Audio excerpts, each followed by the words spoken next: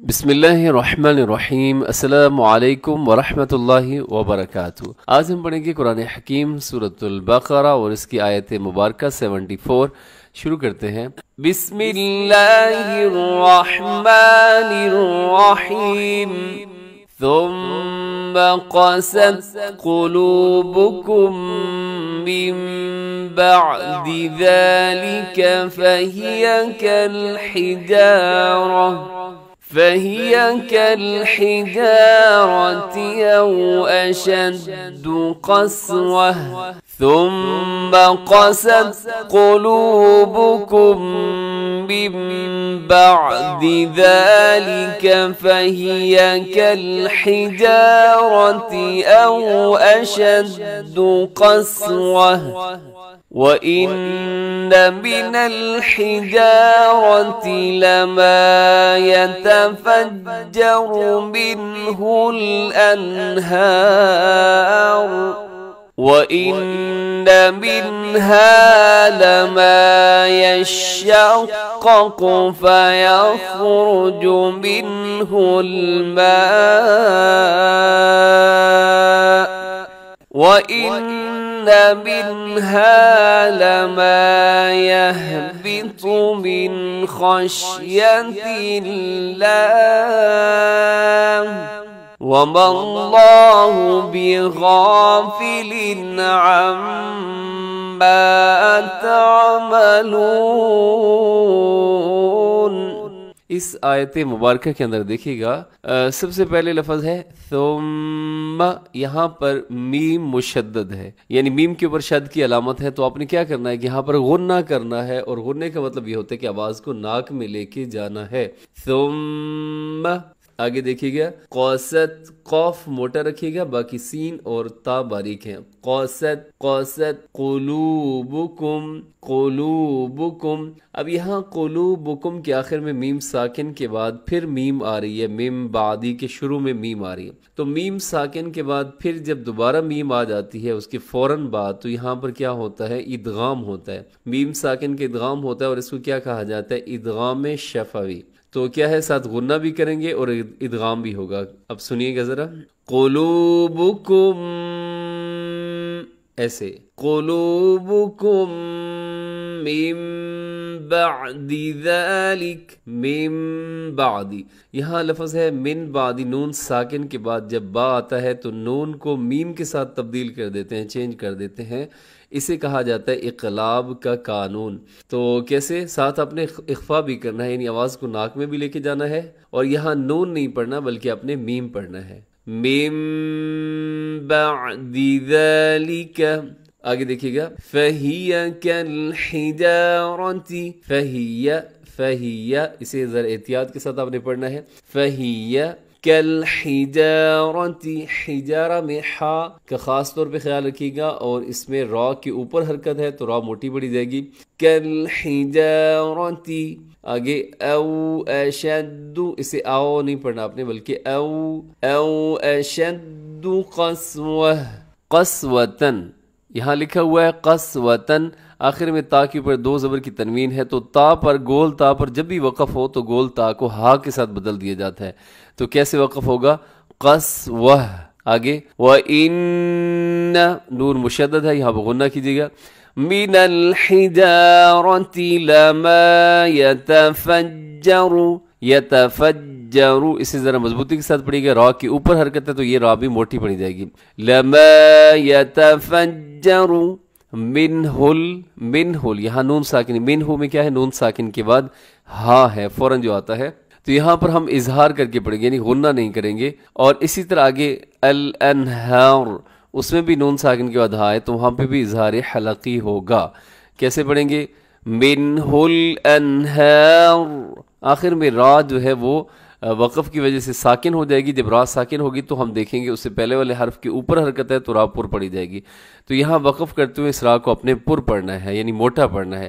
منہ الانہار، آگے دیکھیے گا وَإِنَّ، نون مشدد تو یہاں پر بھی غنہ کی ہے۔ منہا، یہاں منہا میں کیا ہے؟ نون ساکن کے بعد ہا، تو یہاں بھی اظہار حلقی ہوگا۔ منہا لما یشق، یہاں پہ دو قاف اکٹھے آگے ہیں، تو ایک تو شین بھی ہے، شین کے اوپر تشدید ہے، پھر آگے جو قاف ہے اس کے اوپر بھی شد کی علامت ہے. تو ذرا بہت احتیاط کے ساتھ پہلے آپ نے اس لفظ کو دیکھنا ہے 2-3 دفعہ اچھی طرح دیکھ کر کون سی حرکت کہاں پر ہے، پھر آپ نے آگے اس کو ادا کرنا ہے. کیسے؟ یشقق، لما یشقق، اسے یشککو نہیں پڑھنا. ہمارے ہاں کیا ہو جاتا ہے کہ اکثر قاف کو کاف کر دیا جاتا ہے یشککو، تو ایسے نہیں ہوگا، بلکہ آپ نے کیسے پڑھنا ہے؟ یشقق فیخرج منہ الماء. منہ میں نون ساکن کی بعد ہا ہے تو یہاں پر اظہار ہوگا، یعنی غنہ نہیں ہوگا. منہ الماء، یہاں جب ہم وقف کریں گے تو آخر میں حمزہ کو ساکن کر دیں گے. کیسے؟ منہ الماء. لیکن یاد رکھیے حمزہ کے اوپر جب ہم وقف کرتے ہیں تو وقف ذرا اپنے طاقت کے ساتھ آواز کو روکنا ہوتا ہے، یعنی ایک جھٹکے کے ساتھ آپ رکیں گے تاکہ سننے والے کو اندازہ ہو جائے کہ آپ نے حمزہ کے اوپر وقف کیا. کیسے؟ منہ الماء، منہ الماء، ایسے کر کے آگے دیکھیے گا. وَإِنَّ مِنْهَا لَمَا يَهْبِطُ مِنْ خَشْيَةِ اللَّهِ. لما یہبط، اس میں طا موٹا پڑا جائے گا، طا کو باریک نہ کیجیے گا. یہبط، یہبط، اور من خشیہ، من میں نون ساکن کے بعد خا آ رہا ہے تو جو کہ حروف حلقی میں سے ہے، یہاں غنہ نہ کیجیے گا. من خشیت اللہ، آخر میں جو لفظ اللہ ہے اس کو آپ نے باریک پڑھا ہے، کیونکہ لفظ اللہ کے لام سے پہلے تا کے نیچے زیر ہے تو آپ نے اس کو باریک رکھنا ہے. اسے خشیت اللہ نہیں پڑھ دینا، بلکہ من خشیت اللہ. آخر میں ہا کو ساکن کر دیں گے کیونکہ یہاں وقف ہو رہا ہے. وَمَا اللَّهُ بِغَافِلٍ، وَمَا اللَّهُ، یہاں لفظ اللہ موٹا پڑا جائے گا، لفظ اللہ سے پہلے میم کے اوپر زبر ہے. وَمَا اللَّهُ بِغَافِلٍ عَمَّا، بِغَافِلٍ کے نیچے تنوین ہے اور تنوین کے فوراً بعد عین ہے جو کہ حروف حلقی میں سے ہے. یہ کچھ چیزیں آپ اس کو لازمی یاد رکھا کریں تاکہ آپ کو پریشانی نہ ہو. ایک حروف حلقی یاد رکھا کریں، جب بھی ایسے آپ کو زبانی یاد ہو اور ایسے بہت جلدی کے ساتھ آپ اس کو سنا دیا کریں. حمزہ ہا، عین ہا، غین خا. اور اسی طرح آپ کو حروف یرملون یاد ہونے چاہیے، یا را میم لام واو نون. یہ کچھ باتیں ہیں جو آپ کو کوشش کیجیے گا زبانی یاد ہوں. تو دیکھیے گا آگے، وَمَا اللَّهُ بِغَافِلٍ عَمَّا تَعْمَلُونَ. عَمَّا، یہاں کیا ہے؟ میم مشدد ہے تو یہاں پر آپ نے غنہ کرنا ہے، تھوڑا سا لمبا بھی کیجیے گا. تَعْمَلُونَ، اور یہاں عین کا خیال رکھنا ہے. تو اس آیت کو پھر سن لیجیے گا. ثُمَّ قَسَتْ قُلُوبُكُم مِّن بَعْدِ ذَلِكَ فَهِيَ كَالْحِجَارَةِ أَوْ أَشَدُّ قَسْوَةً. وَإِنَّ مِنَ الْحِجَارَةِ لَمَا يَتَفَجَّرُ مِنْهُ الْأَنْهَارُ، وَإِنَّ مِنْهَا لَمَا يَشَّقَّقُ فَيَخْرُجُ مِنْهُ الْمَاءُ، وَإِنَّ مِنْهَا لَمَا يَهْبِطُ مِنْ خَشْيَةِ اللَّهِ، وَمَا اللَّهُ بِغَافِلٍ عَمَّا تَعْمَلُونَ. صدق اللہ العظیم. اس آیت مبارکہ کا آپ ایک دفعہ ترجمہ سماعت کر لیجیے گا. سب سے پہلے ثم، اس کا مطلب ہوتا ہے پھر. قست، سخت ہو گئے. قلوبکم، تمہارے دل. من بعد ذلک، اس کے بعد. فہی، سو وہ. کالحجارتی، پتھر جیسے. او اشد قسوہ، یا اس سے بھی زیادہ سخت ہو گئے. وَإِنَّ مِنَ الْحِجَارَةِ، اور بے شک. من الحجارتی، پتھروں سے. لما، البتہ. یتفجر، پھوٹ نکلتی ہے. منہ، اس سے. الانہار، نہریں.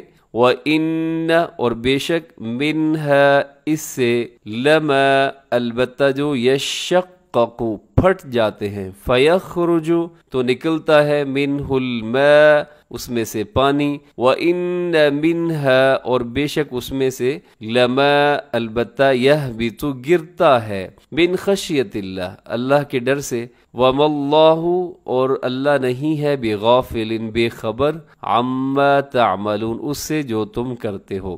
تو اس کے ساتھ ہی ہمارا آج کا سبق مکمل ہو گیا، دعاؤں میں یاد رکھیے، ہمیشہ خوش رہیں۔ السلام علیکم ورحمۃ اللہ وبرکاتہ۔